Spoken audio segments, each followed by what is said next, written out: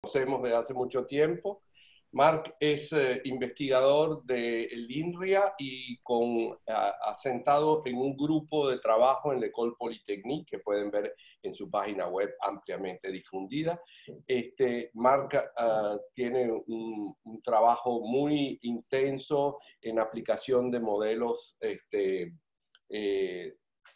para farmacología, para múltiples cosas. También en su primera época trabajó en modelos de geofísica y ha recibido numerosos premios por su labor de investigación. Además, yo quiero resaltar fundamentalmente su labor, su estrecha labor con América Latina, que comenzó en Venezuela y que ha seguido en Colombia.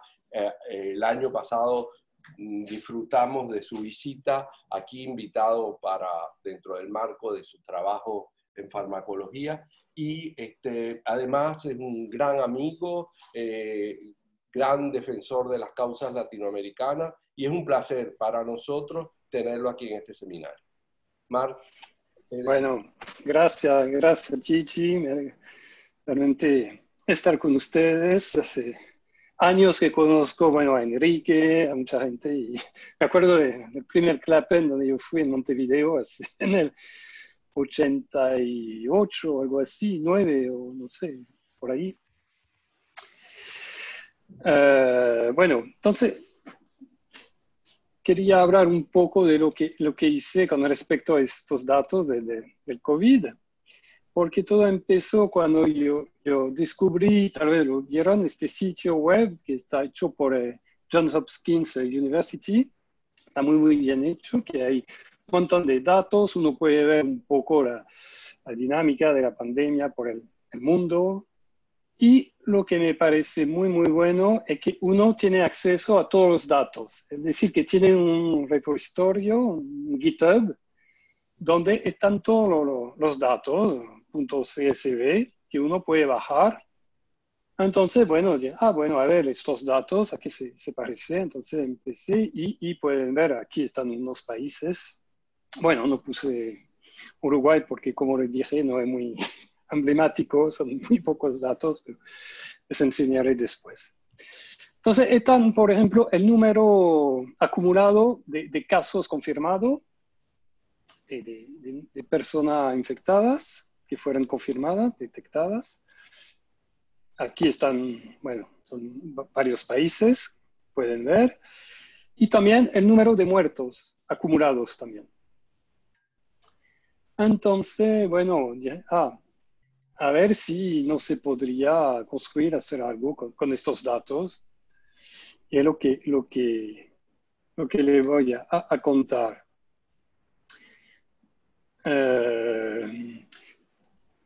Porque, bueno, hay mucha gente, claro, trabajando en desarrollando un modelo epidemiológico, pero y esto es algo que vamos a hablar, discutir, yo creo, durante esta charla, un poco la diferencia entre el enfoque, digamos, estadístico y epidemiológico, porque aquí la idea no es construir un modelo así que pretende realmente representar la realidad, la verdad, pero más bien ajustar unos datos que están disponibles. Entonces, esto es bien distinto porque, como les decía, uno ve muchos modelos muy complejos, con muchos compartimentos, pero que no están realmente diseñados para ajustar datos. Aquí es realmente lo contrario, insisto, empecé viendo los datos y son los datos que van a motivar el desarrollo del modelo. Es decir, que yo quiero que el modelo sea validado por los datos. Entonces, bueno, después, esto significa que tiene que ser sencillo, porque los datos son sencillos, uno observa pocas cosas, digamos, como les decía, el número de infectados y el número de muertos. Sin embargo, no va a ser un modelo, digamos, empírico, porque por supuesto uno podría decir, bueno, voy a ajustar un polinomio, qué sé yo, una función, cualquier logística. Vamos a tratar de ser un poco mecanístico, pero sencillo. Y todo el arte de la modelización para mí es conseguir este buen compromiso entre la descripción de un fenómeno complejo con un modelo lo más sencillo posible. Y también decidí después, una vez que el modelo parecía dar resultado interesante, lo implementé en una aplicación web, que vamos a ver después. Y para empezar un poco con la construcción del modelo, participé hace una semana en un workshop internacional, puedo decir, desde mi casa. Y Marino Gatto, un epidemiólogo, se dice, sí, presentó realmente fue muy interesante su presentación y él presentó un modelo así. Me imagino que ya habrán visto este tipo de extensión de un modelo de tipo SIR, que es un modelo compartimental donde uno trata de describir un poco la dinámica de la pandemia con subgrupos, subpopulación de gente. Entonces, yo no lo voy a describir en detalle, no es el objetivo, pero pueden ver que están los que se llaman susceptibles, después lo que están expuestos a la enfermedad, etc. Y después él hizo diferencia entre lo que son presimptomático y asintomático, y etcétera, etcétera. Los infectados, los que... Bueno, tiene toda una dinámica bastante compleja y esto después se traduce en un sistema de ecuaciones diferenciales y bueno, uno puede después simular, hacer simulación. Aquí, cuando él hablaba de un sitio, se trataba de una región de Italia. Aquí yo voy a considerar que un sitio va a ser un país. La idea va a ser construir un modelo por país. Esto es la primera cosa. Entonces, por eso que necesito un índice I. Y siempre tengo que recordar que lo que yo voy a observar es más o menos algo que está relacionado con este compartimento I, que es el número de pacientes infectados y que son confirmados, detectados, y el número de muertos por D. Entonces, esto significa que hay muchas cosas que voy a poder simplificar, eliminar del modelo porque no se observa y no lo voy a necesitar en realidad. Todo esto, por ejemplo, todo lo que está pasando aquí, todos estos compartimentos intermediarios en la dinámica, que es antes de ser infectado, esto realmente no me interesa, entonces lo voy a eliminar. Solamente me quedo entonces con los susceptibles, los que no están infectados, y estos son los que están ya curados, digamos. Entonces, es decir, que los infectados van a infectar los susceptibles, y entonces voy a tener aquí unos intercambios, por supuesto. Una cosa, si veo los datos, uno puede ver directamente, estos son los datos de Alemania, y aquí arriba son los datos de los casos confirmados y abajo número de muertos. Y se ve claramente con Alemania que hay un delay muy importante de varios días. El pico aquí de los números de casos, bueno, hay un retraso para que se convierta en el pico del número de muertos. Entonces, esto lo voy a necesitar en el modelo. Es decir, que este compartimento va a ser muy importante, va a jugar un papel importante. Es como un compartimento un poco de paciente latente, que son los que se van a morir, pero que ya que no pueden infectar a nadie. Es decir, que una vez que alguien está en el hospital, bueno, ya lamentablemente se va a morir, pero no son contagiosos. Entonces, esto me va a permitir realmente introducir este retraso, este delay. Luego, entonces ya tengo mi modelo, tengo mis compartimentos que me permiten describir toda la dinámica y puedo poner constante no sé cómo se dice, tasa de rate constant. Y puedo ahora traducir este modelo usando ecuaciones diferenciales, que es directamente la traducción inmediata, la representación matemática de este modelo. ¿Ok? ¿Está bien? Si tienen cualquier pregunta, no duden en interrumpirme, por favor. Ok, yo tengo, ahora voy a... Sí. Hicieron solo un análisis determinístico, no probabilístico. Ya va, poco a poco. Esto es la parte por el momento, digamos, el modelo mecanístico, dinámico. ¿Okay? Y por el momento todo es determinístico, en un sistema de ecuaciones diferenciales ordinarias. Pero después vamos a tener datos y un poco de variable aleatoria, por supuesto. Voy a hacer una primera aproximación y asumir que el número de gente contagioso es muy baja, muy pequeña en comparación con el número de gente susceptible. Entonces voy a aproximar el tamaño de este compartimento por el número, la talla de la población. Esto va a simplificar bastante el modelo, porque esto ya se va a simplificar. Y al final no necesito S realmente, porque desaparece, se simplifica y me quedo con esto. Esto es la primera cosa. Luego, una cosa evidente es que si quiero ajustar los datos, este compartimento R no lo necesito, porque él no me da ninguna información. No tengo acceso a este compartimento. Entonces también lo puedo quitar de mi sistema, aunque yo sé que existe, pero está escondido. ¿Ok?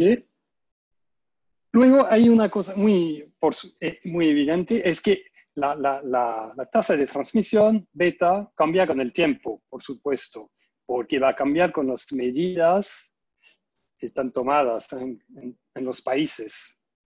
Porque, por supuesto, cuando empieza el confinamiento, uno espera que este beta va a bajar. Esto es el objetivo, por supuesto. Entonces, beta va a ser una función del tiempo. ¿Okay? Y lo que voy a usar como modelo para beta es una función que es lineal por pedazos, ¿okay? Que es continua, pero lineal por pedazo. Es decir, que tengo esta representación matemática y vamos a ver varios ejemplos. Ahora, esto es para el modelo, digamos, estructural, si quieren, ¿no? Porque la idea va a ser construir un modelo de regresión no lineal, y esto me va a definir la predicción, ¿okay? En mi modelo de regresión. Ahora, ¿cuáles son los datos? Porque voy a tener ahora que combinar este modelo con los datos. Entonces, como le decía, los datos son el número acumulado de caso confirmado cada día. Es decir, que por supuesto, en la diferencia, WJ menos WJ menos 1 es el número de caso confirmado el día J. Ay, es un ejercicio muy difícil de pensar en francés, leer en inglés y hablar en español. Ok, esto es para el número de casos, y después tengo lo mismo para el número de muertos. Estos son mis datos. Entonces, aquí están, ¿no? Por ejemplo, y voy a usar los datos de Italia, por ejemplo. Aquí están los números acumulados, confirmados, número de muertos, y cuando tomo la diferencia finita, me da la secuencia de caso cotidiano y el número de muertos cotidianos. ¿Okay? Para Italia, una cosa muy interesante es ver que, y esto lo vamos a ver aquí, ocurre lo mismo para varios países, que si se hace un pequeño lag,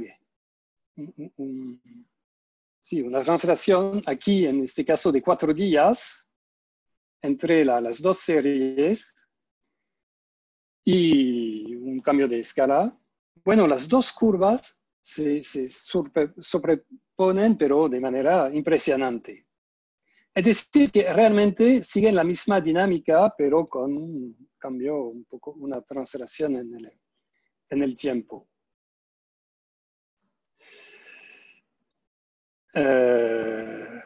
Entonces, vuelvo aquí. Ahora, sí, yo tengo mis datos, como les decía. Tengo, ya sé que tienen algunas propiedades interesantes, son mis datos, y aquí es mi modelo epidemiológico. Entonces, ¿cómo relacionar estas dos cosas? Bueno, primero, vamos a asumir que solamente una fracción alfa de la gente contagiosa está detectada, está confirmada. Es decir, que como es el número acumulado, ¿okay? Va a ser esta cantidad, ¿okay?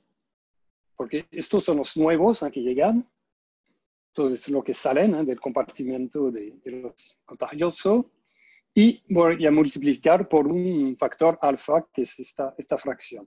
Porque, por supuesto, solamente no todos se detectan. Entonces, esto es una primera cosa que me va a permitir relacionar esta serie de observaciones con esta predicción. Y luego tengo, por supuesto, directamente el número de muertos que yo puedo relacionar con este compartimento de mi modelo. Ya. Entonces, ya sé cómo usar mi modelo epidemiológico. Y para definir ahora un modelo estadístico para mis observaciones, no voy a definir un modelo directamente para el número acumulado, sino para los números cotidianos. Es decir, usando las diferencias finitas cada día. Y voy aquí a usar voy a empezar por usar una distribución normal, una distribución gaussiana, usando un modelo homocedástico con la misma varianza, tanto para los números de casos como para el número de muertos. ¿Ok?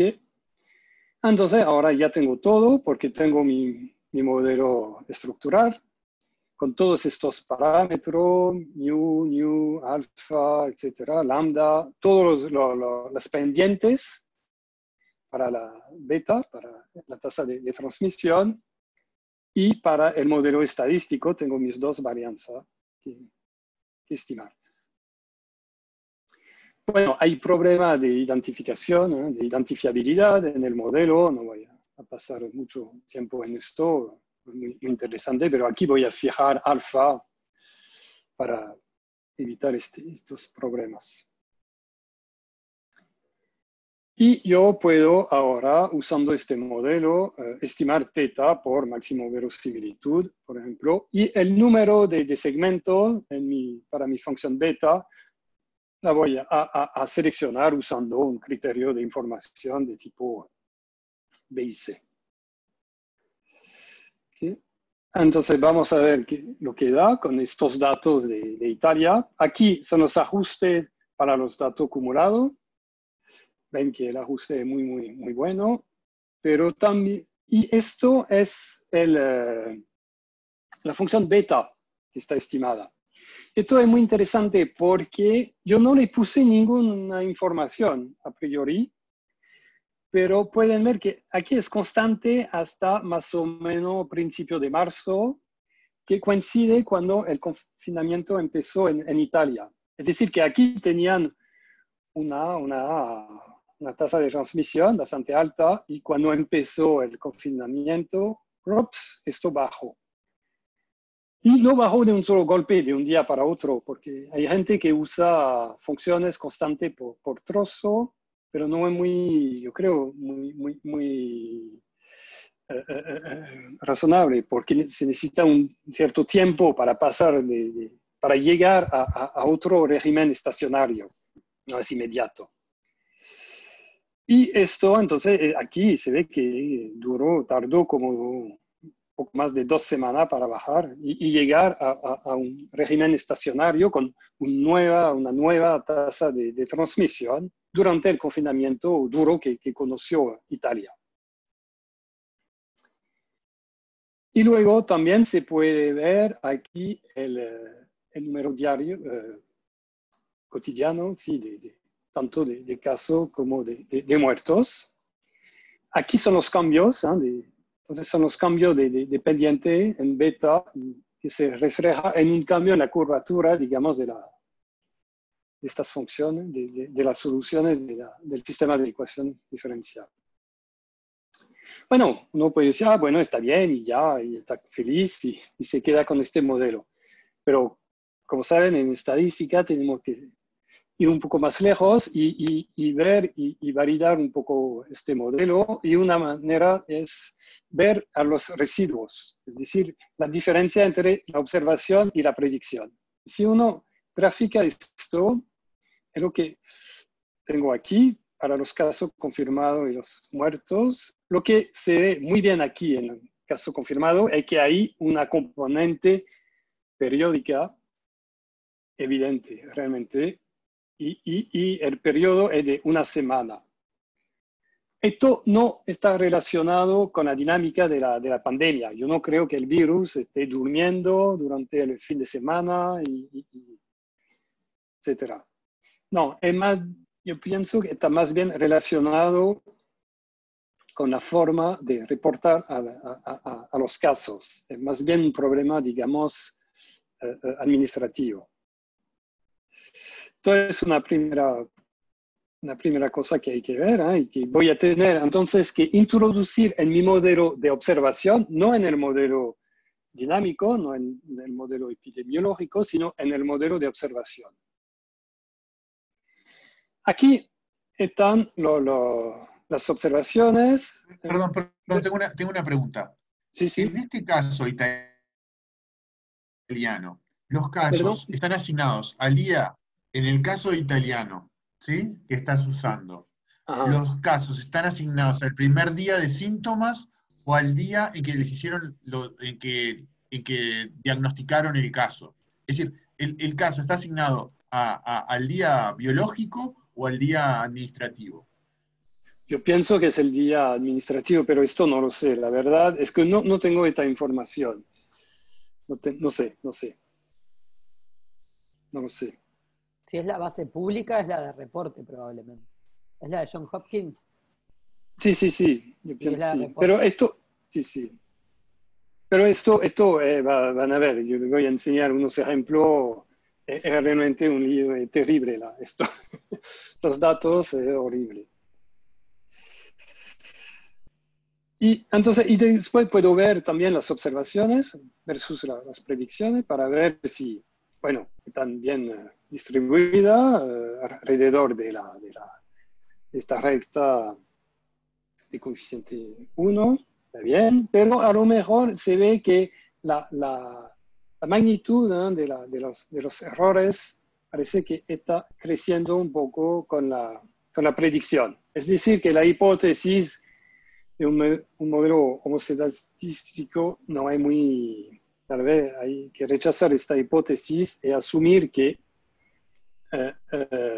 la varianza crece con la predicción, en función de la predicción. Entonces voy a usar otro modelo de observación donde voy ahora a introducir un término periódico, esta componente. Aquí voy a usar un coseno para ver qué tal, porque la ventaja es que tiene solamente dos parámetros, coeficiente, la amplitud y la fase.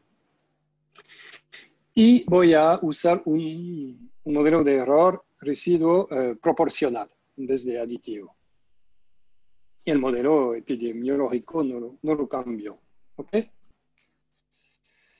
Y es lo que voy a tener ahora como ajuste para los datos italianos, donde se ve que mejora bastante el ajuste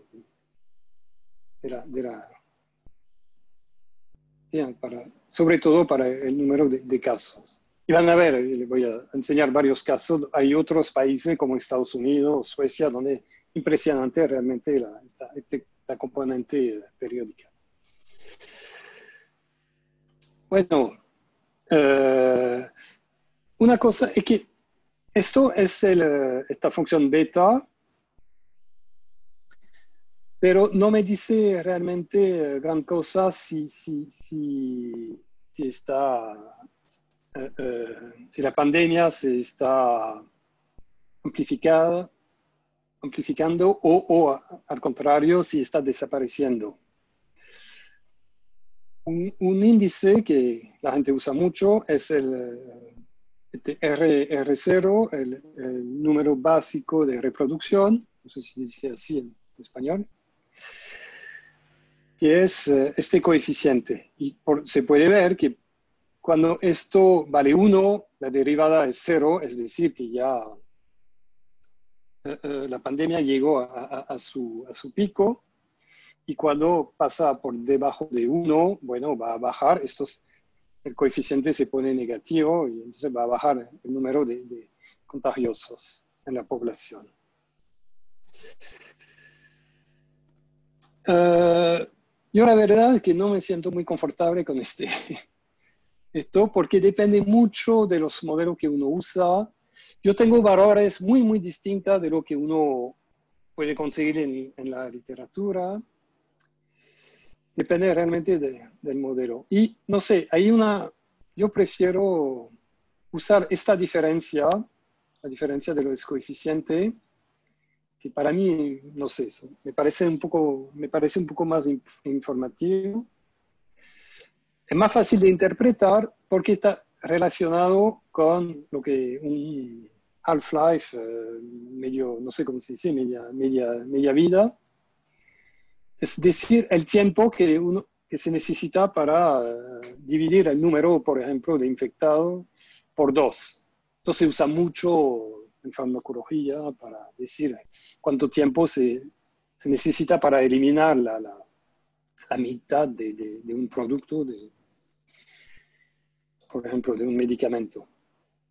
Esto es muy, muy fácil de interpretar. Esto no depende del modelo, es algo realmente muy intuitivo. ¿Cuánto tiempo se necesita para dividir el número de muertos por 2? El número diario de muertos por 2, por ejemplo, o el número de infectados por 2. Y, por supuesto, bueno, esto es solamente cuando esto es 0, bueno, es lo mismo que antes. Cuando es negativo va decreciendo y cuando es 0 llegamos al pico. Una cosa que tal vez que está un poco relacionado con el comentario que hizo, creo, Ernesto, justo antes de empezar, que se puede ver que la dinámica durante el crecimiento es muy, muy distinta de lo que pasa durante el decrecimiento. Porque esta cifra me dice, aquí yo tengo para varios países la fecha del pico, cuando el número de muertos llegó a su máximo. Y yo tengo aquí el número de muertos este día. Entonces, si sigo con Italia, por ejemplo, o España, el 3 de abril, el número predicido, esto siempre es el número predicido por el modelo, es 839. Es decir que se tardó 12 días para duplicar este número, es decir, pasar de 420 a 839. Pero para pasar para duplicar, es decir, pasar de 210 a 420, se necesitó solamente 4 días. Es decir, que fue muy rápido al principio. Esto es lo que fue realmente impactante, creo, en todos estos países, sobre todo en Bélgica, bueno, Italia, España, y que los primeros días fue realmente un crecimiento, bueno, exponencial, pero muy rápido. Y al contrario, el decrecimiento es mucho, mucho más lento, como lo pueden ver. Tengo que mover. Porque, por ejemplo, para España se necesitan 17 días para dividir por 2 y 33 días para dividir por 4 el número de muertos. No hay nada simétrico, por supuesto. Ahora, bueno, le voy a enseñar unos ejemplos en la aplicación web y seguiré después con los slides. Tengo que cambiar de pantalla. A ver.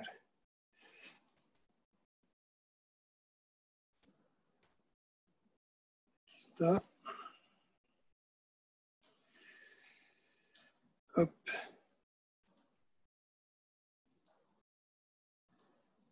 ¿Pueden ver la pantalla, la aplicación web? ¿Sí? Sí, sí, sí. Ok, perfecto, genial. Bueno, entonces ahí uno puede escoger, hay varios países. Yo trato de añadir países cuando tengo información. Y no sé, voy a empezar por, no sé, Estados Unidos, por ejemplo, porque es interesante ver. Entonces tenemos aquí siempre el número de casos arriba y el número de muertos aquí, con la predicción, incluyendo aquí la componente periódico, y pueden ver que es impresionante para Estados Unidos, como les decía, todo el ajuste es perfecto, el R2 como, no sé, 99% o algo así. Y esto es sin esta componente, pueden ver. Y también tienen el número de acumulado. Esto permite hacer predicciones, por supuesto, y ver un poco, no sé, en 2 semanas dónde puede llegar. Dónde pueden llegar estos números. Y está el número R0. Y en el caso de Estados Unidos, ven que, bueno, bajó, pasó por debajo de 1, lo que es importante, por supuesto, pero no se queda muy lejos de 1. Es por eso que baja bastante, bueno, muy despacio, muy despacio. Es por eso. Esto está, por supuesto, directamente relacionado con las medidas que están tomadas, como es evidente. Un país que es muy interesante porque hay todo un debate sobre la estrategia que desarrolló Suecia. No sé si escucharon hablar de qué está pasando con Suecia, que ellos decidieron no confinar, no tomaron casi ninguna medida. Tuvieron mucha suerte al principio, que al principio fue muy despacio. Es decir, que no tuvieron la explosión que conoció, por ejemplo, Bélgica o Francia, España, fue muy despacio. Entonces creció, bueno, no muy rápido, pero como no tomaron ninguna medida, casi, digamos, bueno, puede ver que decrece muy lentamente. Aquí también, la componente periódica es muy evidente. Y también, bueno, esto es el primer ejemplo donde pueden ver que a veces tienen datos muy raros. Yo no sé por qué antes estaba perfecto, muy buen alumno en Suecia, pero de repente se disparó y anteayer salió este número de más de 2.000 casos que no se explican. Bueno, pero aquí entonces el número acumulado, bueno, sigue subiendo, va a pasar los 5.000 dentro de poco, es decir, que es muchísimo para un país de 10 millones de habitantes en comparación con otros países. Y también es lo mismo, es que el número de R0 está por debajo de 1, pero muy cerca, entonces va muy despacio. Entonces tiene un precio esto, y después esto es otro debate, si es mejor, si yo enseño, por ejemplo, lo de España, Spain, estoy buscando en S. A ver, aquí está España, pueden ver que al principio iba rápido, pero con las medidas lograron realmente en pocas semanas, muy rápido, controlar la epidemia y bajar enseguida. Baja más lento, pero baja de manera muy evidente. Es decir, que ya el número de acumulado, pueden ver que ya se estabilizó bastante, estamos cerca de la asintótica. Y está, porque no es la misma escala, está realmente por debajo de 1 y sigue bajando, entonces esto explica este decrecimiento. Y pasa esto con muchos países. Entonces hay perfiles que son muy distintos realmente. Bueno, Brasil es porque me imagino que está un poco preocupado con lo que está pasando en el país vecino. Llegó hace poco, relativamente poco, empezó la pandemia en Brasil, pero estamos realmente en la fase de crecimiento. Lo que me preocupa con Brasil es que al principio estaba bajando, pero ahora parece que ya dejó de bajar y no pasó por debajo de 1, está un poco por encima, es decir, que sigue en una fase más bien surlineal o exponencial, digamos, positiva, es decir, que se están alejando más bien del pico. Y esto significa un número realmente acumulado. Entonces, sin ninguna medida no va a cambiar la inflexión la curvatura de este número, de esta curva. Entonces, esto yo creo, este tipo de herramienta puede realmente servir para controlar, para visualizar lo que está pasando. No voy a pasar todos los países, por supuesto, otros países de América Latina, que aquí en México, que es un poco parecido, que apareció hace relativamente poco tiempo, y también tenemos el mismo fenómeno, es decir, que bajó el R0, pero se quedó clavado por encima de 1. Por eso que tenemos este número. Lo que pasa también es que hay problema de reporting en México. Este número de más de 1.000 muertos anteayer no se justifica. Pareciera que no todos ocurrieron el mismo día, pero los datos son así. Entonces es muy difícil de saber cómo tratar estos tipos de outliers, porque es una información, un dato que uno no puede descartar, pero no tampoco puede confiar totalmente en estos datos. Entonces, lo que... Sí, yo no sé si tienen pregunta o... ¿Sigo? Lo que llama Forecast Horizon, ¿puedes mostrar cómo opera? Bueno, un poco, sí, yo no sé, en el caso de... para hacer una predicción, hasta 2 semanas, digamos, digamos, voy a quitar la parte periódica, que no es muy interesante, porque está más bien relacionado con los datos, no con el fenómeno, con la pandemia. Entonces, esto indica un poco lo que podría pasar. El número de de muertos diario, cotidiano, sigue creciendo. Y uno podría llegar así a 600 dentro de poco tiempo, 600, 700, sí, diarios. Yo tengo, pero hay muchos países, aquí están todos los países, pero yo no tengo el modelo ajustado para estos países. Pero está, por ejemplo, Uruguay. Entonces solamente tengo los datos aquí. Aquí son los datos acumulados. Y el problema aquí es muy extraño, los datos diarios, que hay unos números negativos. Entonces esto también, yo hice ahora unas correcciones cuando tengo datos negativos, pero es lo que llega con los datos de Johns Hopkins University. Y sí, entonces, bueno, solamente se puede ver aquí, hacer el ejercicio, lo que yo hice, tratar de ajustar las dos curvas, haciendo una translación. Aquí la translación óptima parece que es de una semana, que se sobreponen bastante bien.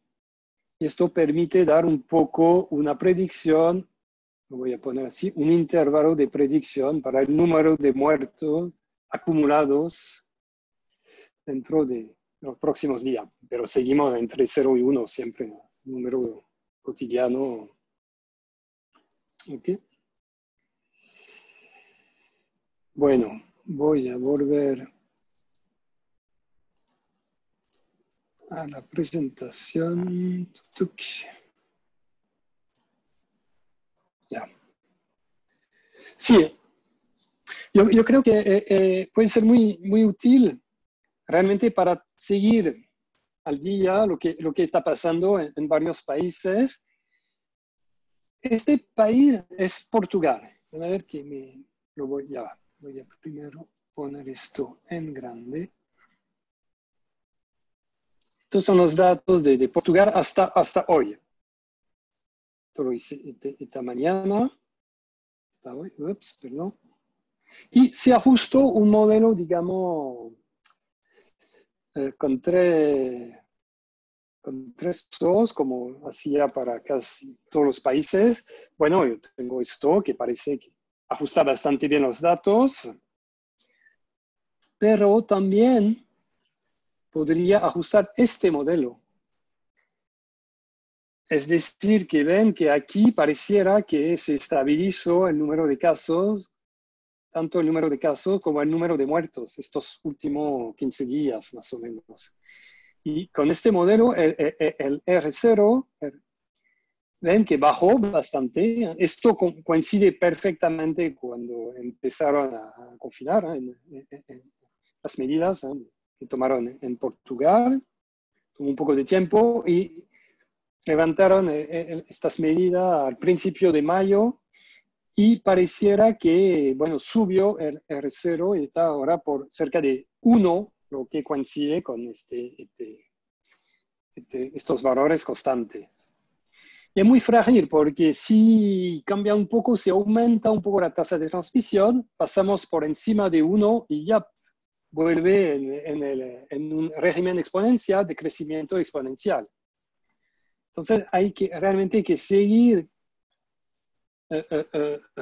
esta dinámica para, yo creo, porque no sabe, uno puede ser muy optimista, decir, bueno, ya está por detrás la pandemia, pero no está totalmente seguro, digamos. Hay casos, esto es bastante evidente, digamos. Yo no tuve tiempo y no lo hice. Podríamos hacer una prueba de hipótesis para ver si estamos en este régimen o en este régimen. No lo hice, ¿no? Pero se podría. Hay casos que son un poco más delicados. Esto es un caso, bueno, tal vez un poco extremo. Yo creo que esto es para España, por ejemplo. La gran pregunta es saber si en los últimos datos aquí, si estamos bajando, digamos, o si llegamos también a un plató, algo más o menos estable y que puede después indicar un rebound, un resalto, algo así. Entonces, pensaba, pero a ver, problema de tiempo, hacer prueba de hipótesis secuencial. Esto me va a recordar cuando trabajaba con detección de cambio de manera secuencial, principio de mi doctorado con Chichi. Pero se podría implementar esto para ver si seguimos en un régimen por un R0 por debajo de 1 o si pasa por encima de 1. Y también es interesante porque yo creo que los periodistas deberían a veces ver un poco estos modelos, porque hay muchos comentarios que no son siempre muy adecuados. Por ejemplo, hace unos días leí en el web que habían detectado un rebound, un resalto en Alemania, cerca del 11 de mayo. Es decir, por ahí, estos datos estaban diciendo, uy, estamos ya subiendo, está subiendo. Pero cuando se ajusta el modelo, se ve que esto coincide perfectamente con la parte, esta componente periódica. Y claro, estamos por arriba de la función periódica del seno y no hay nada grave y después baja. Entonces también esto puede ser útil, yo creo. Ya. Yo había hecho, esto lo dejé, pero está un poco, ya no tiene mucho sentido hoy en día porque está un poco viejo, digamos. Había imaginado para Francia lo que podría pasar después del desconfinamiento. Es decir, que el confinamiento se terminó el 11 de mayo en Francia. Aquí es esta línea vertical. Y aquí, asumiendo, bueno, que como siempre se toma unos días, una semana para realmente converger hacia un régimen estacionario, no es inmediato. Si aquí asumo que no hay cambio, digamos que no hay ningún efecto del desconfinamiento, bueno, está muy bien y sigue decreciendo la epidemia, el número de casos como el número de muertos.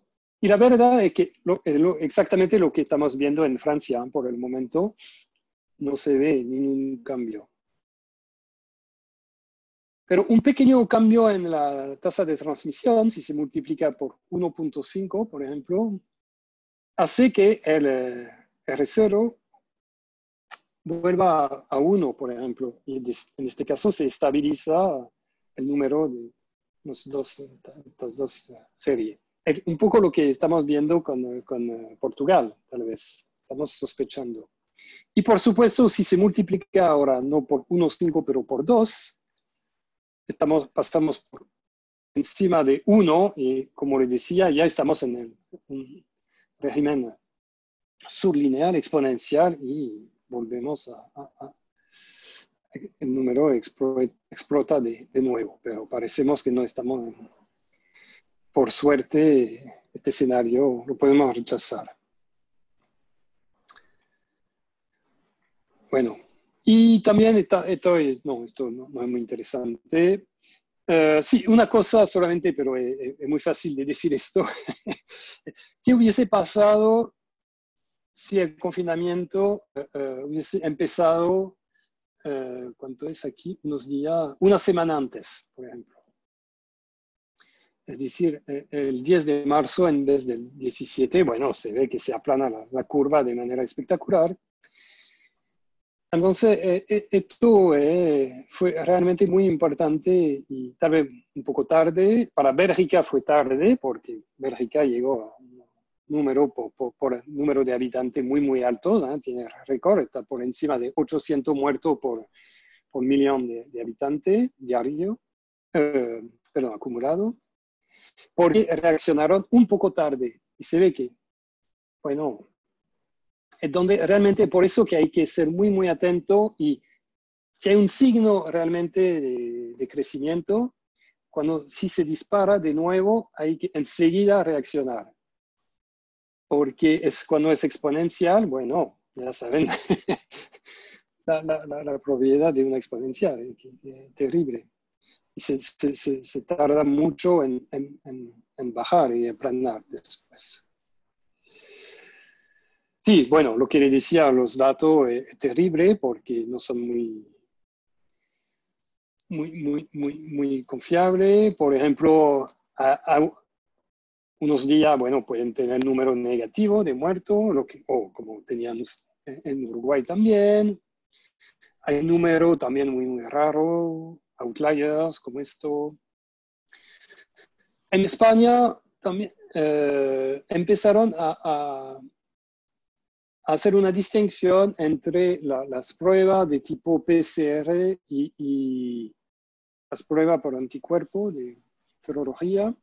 Entonces, esto cambia la manera de reportar el número de casos confirmados. Entonces, bueno, hay un montón de artefactos, de problemas con los datos, pero esto sí es la vida.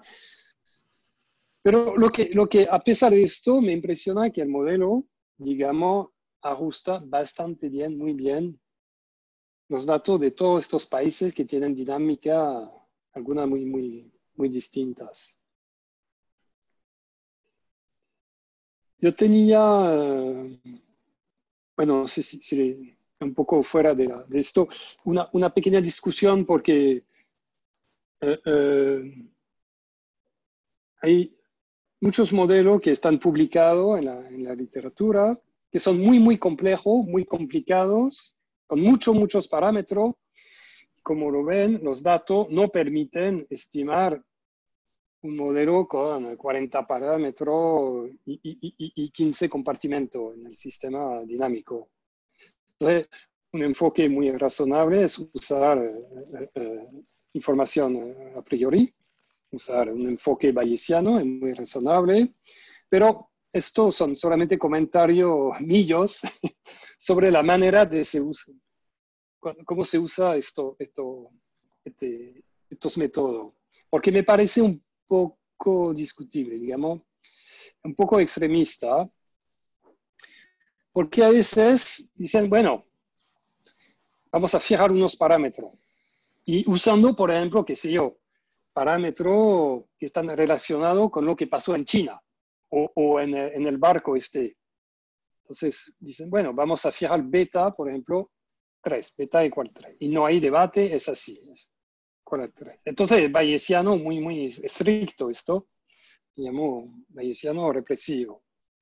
O a veces dicen, no vamos a poner ningún prior informativo, o un prior no informativo más bien.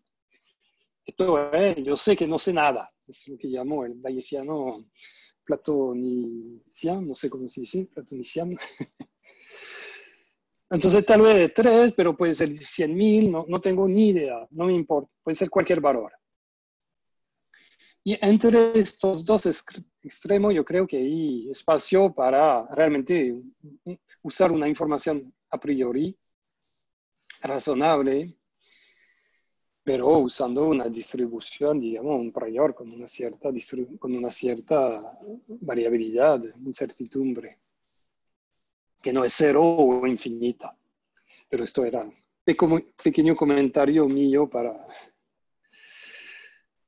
los que usan, yo creo, no siempre de manera muy adecuada este enfoque. Bueno, yo creo que ya terminé. Abrimos micrófonos, aplaudibles.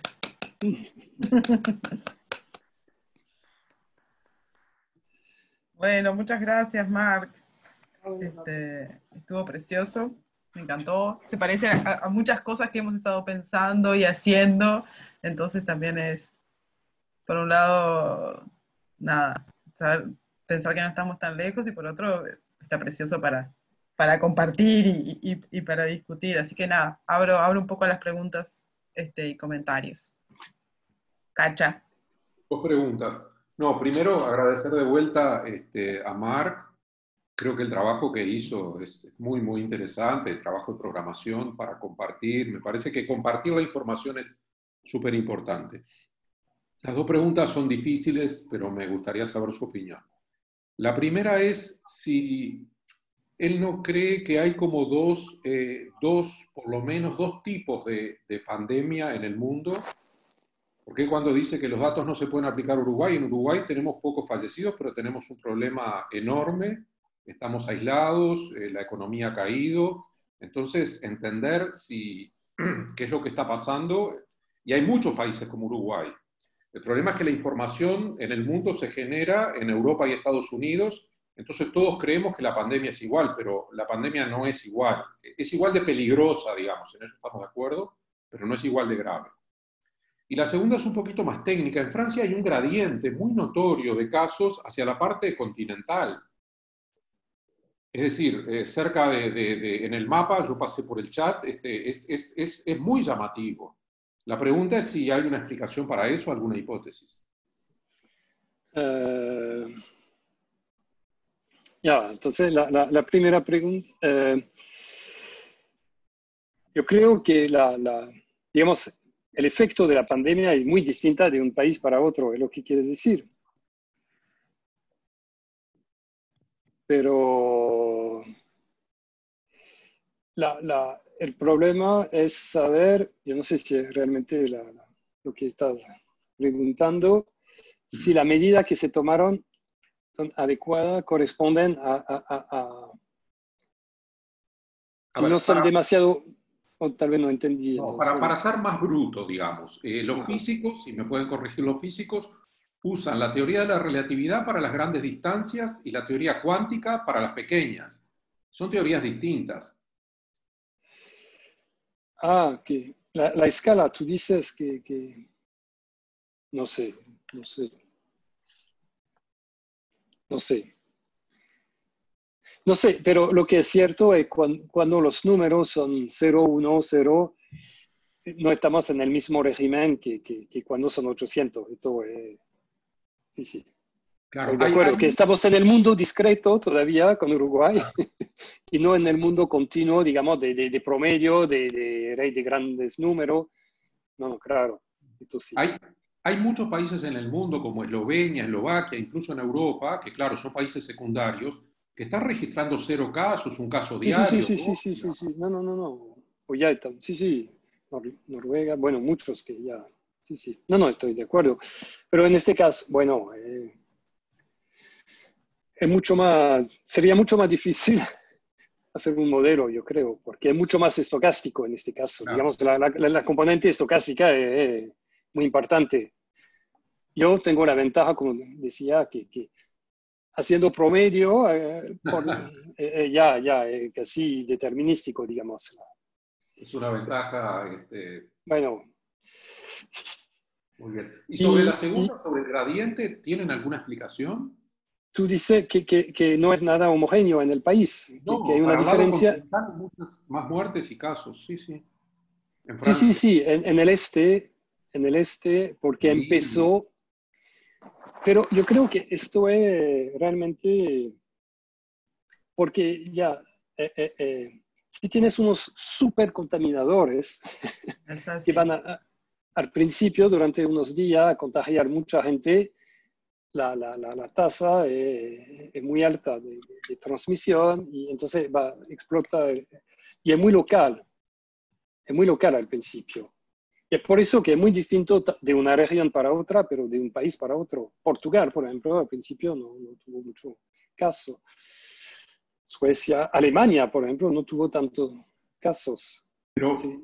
Subió muy, y el suroeste de Francia también tuvo muy pocos en comparación con el este. Pero esto es realmente ahora, sí, es algo. Yo no necesito a este nivel tomar esto en cuenta porque son datos agregados, pero también trabajo con datos regionales o por lo que se llama en francés departamentos, departement. Tenemos 95 departamentos y yo tengo datos a este nivel de detalle y son muy distintos, claro. Hay una variabilidad interregión que es muy importante, claro. Sí, pero hay un gradiente, ¿o no? Para el lado continental, yo acabo de pasar un mapa de Wikipedia, tanto en muertes como en casos. En la zona de Lille, etcétera, cerca de Bélgica, es mucho más alto que Sí, cerca sí, de sí, sí, España. sí, sí, sí, A sí, medida sí, que te sí. acercás a las papas fritas. A No, medida y la región de París, alrededor de París, porque la gente no respeta tanto la distancia social, bueno, es una urbe, eso se entiende, los etcétera. contactos son mucho más altos. Sí, sí. Pero bueno, Pero nada, gracias. Pero hubo eventos masivos, hubo super spreader sí, events, ¿no? sí, sí, sí, En sí, sí, Alsacia y sí, sí, por sí, sí, ahí, que sí. fue donde empezó. Hubo una manifestación religiosa o algo así, Es, porque todos se abrazan, se dan la mano y es- fue... ese es una cosa que nos encantaría verificar, pero los eventos religiosos han sido, creo que Están en el top. fuertemente, están en el top de contribuciones. Claro, Sí, pero sí, bastante. ¿alguien ve en el chat ¿cómo es? El mapa de los fallecimientos? ¿Vos decís que Francia. Brasil es la Bélgica, Brasil o Uruguay es la Bélgica, Francia? A ver, tú, ¿qué? Ah, el screenshot. Sí, El de muerte. Nico quería hacer algunos comentarios, así que le paso un poco la palabra. Tengo primero una pregunta. Nosotros observamos en el caso uruguayo que el efecto de la movilidad, como mide Google, por ejemplo, en la tasa de contagios es muy pequeña. Pregunta, y eso parece ser una constante a lo largo del mundo. Los países han hecho cuarentenas muy duras y después liberan las cuarentenas muy duras y la tasa de contagios cambia un poco en algunos casos, como señalás, pero no mucho. ¿Hay alguna interpretación general de por qué esto es así? Nos hemos armado nuestra propia interpretación de por qué es así en Uruguay, pero hay una interpretación general de por qué después de esas cuarentenas durísimas abren y no se dispara de nuevo. No, no, no, no, no, no, no, no. Por el mundo, bueno, hay que ser un poco prudente, pero es verdad que ya tenemos casi un mes, ¿no? Que ya, entonces tenemos ya. Pero no, muy inesperado, digamos.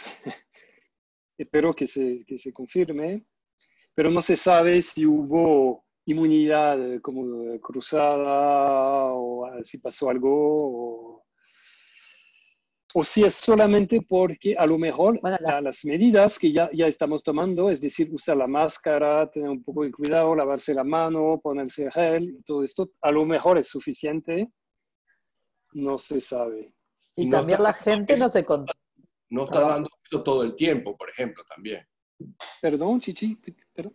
No estar dando esos todo el tiempo, cuando No, eso en particular en No, y vamos a ver qué son No, los besos que son responsables de todo. Francia bajaron nosotros de en Uruguay tenemos la sensación de que un efecto determinante y es el número de personas ¿qué ves?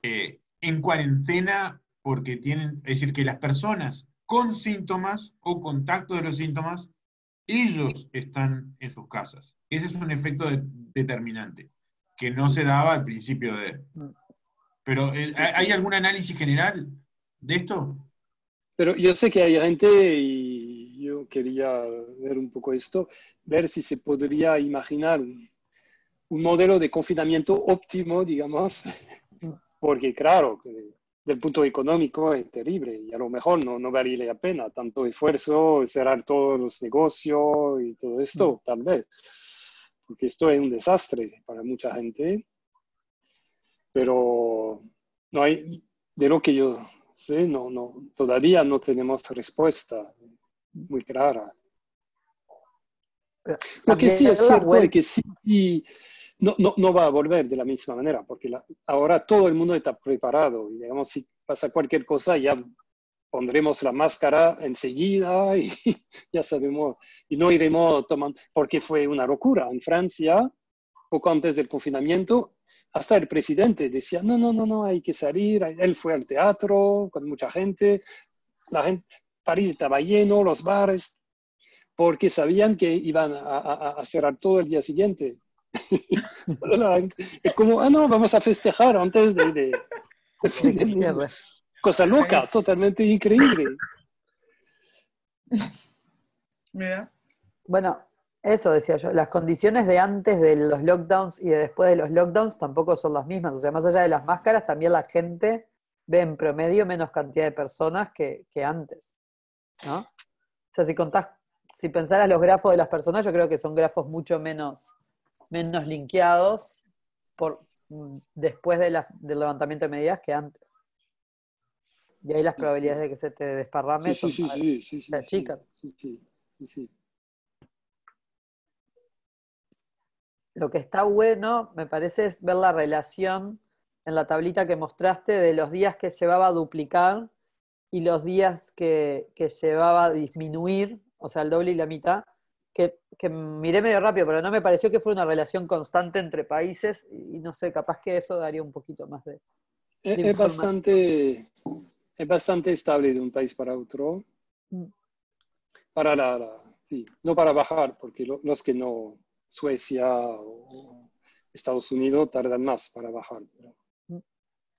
Bueno, pero eso es un indicador de medidas también, ¿no? O sea, mirar cómo esa relación y Sí, mirar cuáles se escapan y mirar qué tienen de diferente respecto al resto del mundo.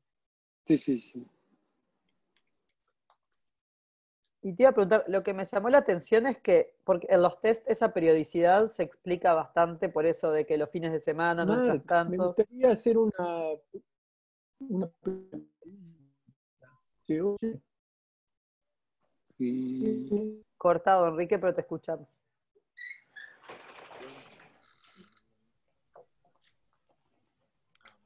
ahora no.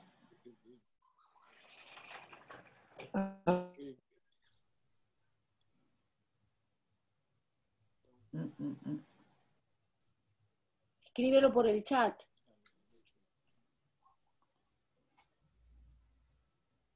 Se fue. Ahí. Me fui de la reunión y volví automáticamente. Quería hacer un comentario a Marc, que me gustó mucho todo, me pareció muy interesante, pero la pregunta es en particular sobre el uso de la parte periódica, que parece muy adecuado en relación con los casos determinados, con los casos conocidos. En cambio, con las muertes parecería que no debería haber un efecto administrativo. Las muertes son algo más definido y atribuido al día en que ocurren. ¿Tú y, que mejora el ajuste al poner la parte periódica también en las muertes, o qué pasaría si la usara solamente con los casos declarados? no, no cambia realmente, pero yo hago una prueba, digamos, para saber si hay que ponerla o no, una selección de modelos, digamos, y hay países donde es muy significativo, digamos, el coeficiente es súper significativo, pero depende de los países. Si ven después, pueden ir a visitar el sitio. Para Suiza, por ejemplo, no hay ninguna componente periódica. Depende de los países. Hay países donde es muy presente para los casos, hay otros más bien para los muertos.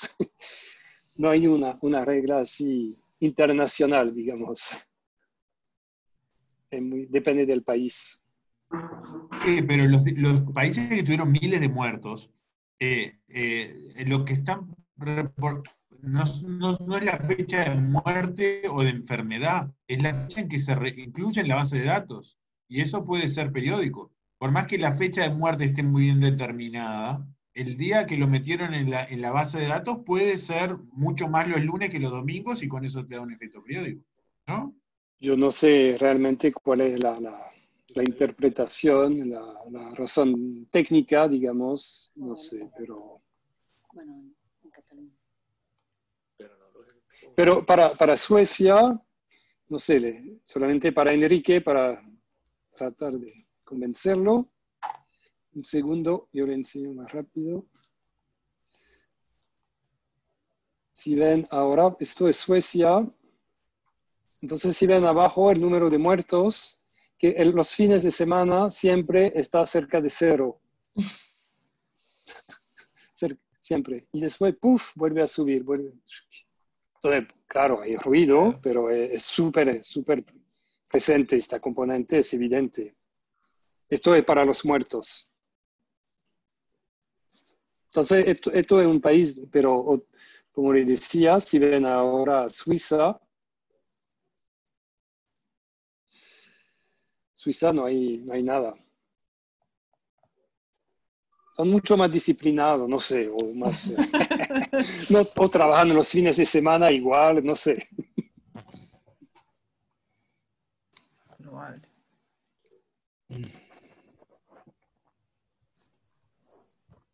Bueno, ¿más comentarios?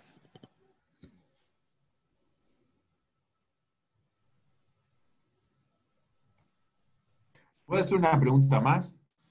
Sí, claro. En los modelos, las fechas de cambio de régimen del beta, ¿los elegís vos o están No, ajustados también? están ajustados de manera automática. ¿Y el número de cortes también? También está estimado por... Sí. Yo había discutido contigo, Nico, la posibilidad de hacer una regresión por trozo, porque yo, a pesar de que yo aparezco director de este señor me enseñó eso cuando trabajamos en geofísica. Es decir, es muy importante ese tipo de cosas para estudiar eventos que van cambiando. En nuestro caso era la profundidad, ¿te acuerdas, Mario? Sí. Entonces, él me enseñó mucho a mí más que yo a él. Sí, Marc, nosotros, nada, si por curiosidad te da ganas de tener datos de Uruguay que no tengan negativos y eso, tenemos un sitio donde están curados, hay gente que mira todos los días y los anota bien. Sí, pero uno pasa después un tiempo porque yo busco Sí. para Francia, para España. Yo sé que hay un sitio web donde puedo conseguir el número de muertos en España, otro sitio web donde puedo conseguir el número de casos, pero es una locura, sí. es una locura. Pero bueno, está. Sí. Después te paso cuál es Bueno. sitio donde está todo eso prolijo para Uruguay, gracias a nuestros. Pero el problema de los datos uruguayos, el salto ese es cuando cambiaron del conteo total de test a los nuevos. Ah, sí. En el sitio del dice NA para atrás. Lo que pasa que al principio reportaban cantidad de test positivos y en un momento empezaron a reportar cantidad de casos de personas positivas. Entonces, para atrás hay duplicaciones, no sabés bien cuántos son. Sí. Hay formas de repartirlos proporcional o cosas así. Lo que pasa es que ahora ya hemos avanzado, entonces, sí. Y eran solo 20 casos, ¿no? Claro, eran 20 casos de diferencia que más o menos repartías un par por día y te podía dar. Por eso que después discutir, saber si hay que usar una distribución normal, log normal, student, DT, cuando los datos son así. Sí. Una pregunta, Marc, ¿qué se está haciendo a nivel de gobierno y academia en Francia? ¿Se ha formado comité asesores? ¿Cómo tú estás participando? Hay un montón de iniciativas, hay un montón. Justo antes yo tenía 2 reuniones, un task force, hay varias iniciativas. Hay en el CNRS una iniciativa que se llama Mod COVID, la gente que está haciendo modelo, están discutiendo. Bueno, mucho proyecto y sí, demasiado que hacer. Pero bueno, es como siempre. Hay muchos y algunos serán interesantes. ¿Y los datos se comparten? ¿Son públicos en Francia? Yo no. Más o menos, sí, es lo que estamos haciendo. Hay un que se llama Health Data Hub, realmente un sitio donde uno puede tener acceso a todos los datos que tienen que ver con salud. Y la idea es tener muchos datos relacionados con el COVID para tener acceso y poder trabajar. Sí, sí. Sí, esto es muy importante. Cuando, no sé, habrán visto lo que pasó con el Lancet, con el artículo del Lancet. Sí, sí. Parece que los datos están... ¿Cuál artículo? No sé. El de la hidrocloroquina, el que retiraron. Sí, sí. Ah. No sabía. Entonces, tener acceso a los datos es súper importante para replicar los resultados, para verificar. Sí. Para explicar a Paola, era un artículo de Lance que ponía en cuestión el tratamiento de la hidrocloroquina y en realidad fue basado en una recolección de datos y un grupo de especialistas trató de replicar y se dio cuenta de una cantidad de fallas realmente extraordinarias en los datos, y los autores del artículo que fue publicado en Lancet la semana pasada se retractaron. Sí. Sí. El Cholo lo cayó, Chichi. Marc, excelente tu charla. Hola. Gracias. ¿Cómo estás? ¿Todo bien? Bien, gracias, Ricardo. Digo, ¿podemos tener acceso a tu software? Claro. Yo no sé si no le mandé o lo puedo poner el enlace en Claro, es un sitio web que es accesible, por supuesto, como es... Hay que... Type up, déjame ver. Ya lo mandé por el chat. Estupendo, muchísimas gracias. Yo quería hacer un comentario sobre algo que dijo Nico Yebor, que era sobre el tema de la movilidad, que ayer vi un seminario del DF, del Departamento de Física Argentino, donde ellos tienen datos de Movistar. Hicieron un estudio en Gran Buenos Aires y alrededores. Los pasé ahí por el chat. Ellos obviamente no han levantado la cuarentena, entonces la hipótesis de que manejaba Nico no la pueden testear, pero hacen algunas cosas que son interesantes, sobre todo porque tienen datos sobre cómo se originaron los focos, cómo fue siendo la transmisión, y hacen algunos test para ver cómo influyó la movilidad, esencialmente permutando. Ellos hacen una matriz de entrada y salida de la movilidad y después la permutan y ven cómo evolucionó permutada y lo tratan de ajustar a la realidad, y ahí intentan sacar la correlación de las cosas. Ese seminario fue grabado y también pasé el link ahí en YouTube.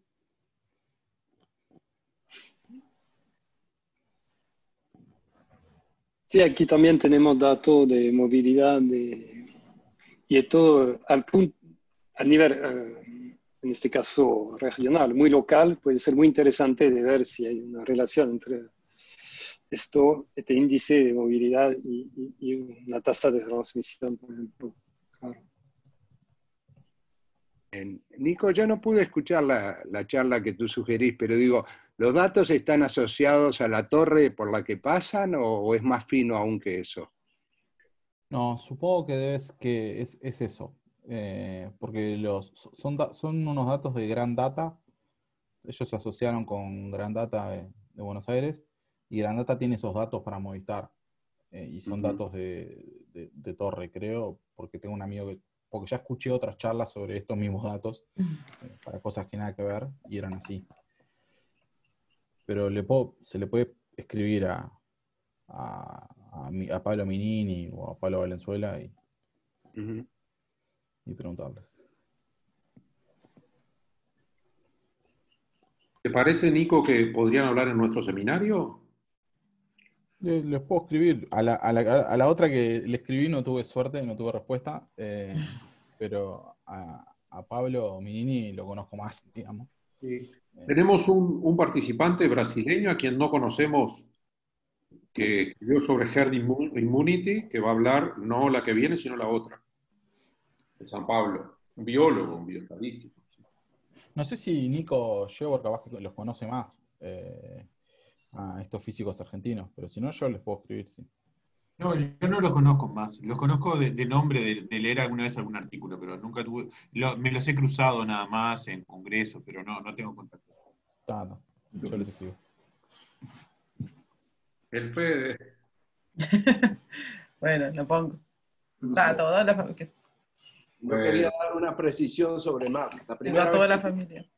La primera vez que Marc vino a Montevideo fue en el Clapen del 88, en el Hotel del Parque, ahí lo que era el Hotel del Parque, que ahora es la sede y tomó unas fotos, salimos a caminar por Montevideo y tomó unas fotos que la guarda muy, muy bien Corinne Berzán.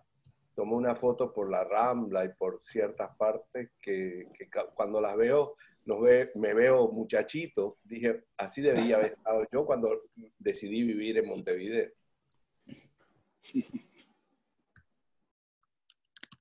No, pero no hay que hablar de cosas que pasaron hace tanto tiempo.